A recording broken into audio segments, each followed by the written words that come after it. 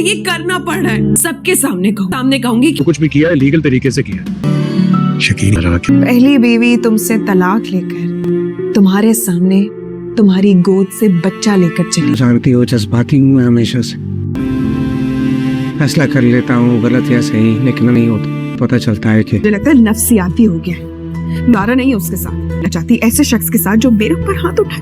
सिर्फ इतना कहा कि मुझे भूख लग रही है, मैं नहीं बना।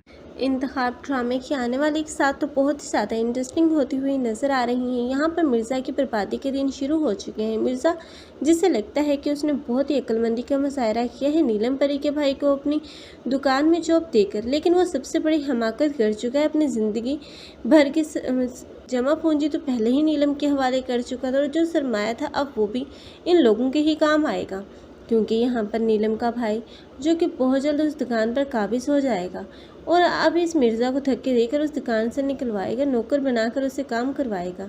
मिर्ज़ा जो कि अब घर वापस आएगा तो नीलम के भी तेवर बदल चुके होंगे, क्योंकि नीलम जो कि अब मिर्ज़ा से कागजात साइन करवा लेगी, घर के भी और दुकान के भी, जिसके बाद मिर्ज़ा तो कंगाल हो जाएगा। उसे समझ नहीं आएगा कि अब वो क्या करे।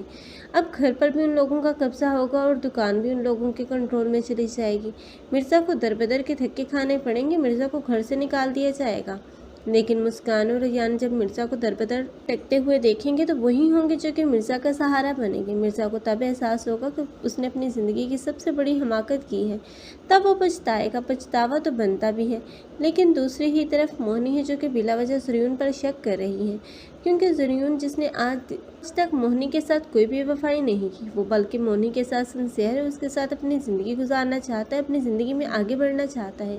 लेकिन अब उसकी बीवी है कि बिल्कुल भी उसके साथ सिंसियर नहीं है, वो सिर्फ लालच में उसका साथ दे रही है और जिस दिन उसका ये लालच ख़त्म होगा वो उसको छोड़कर चली जाएगी।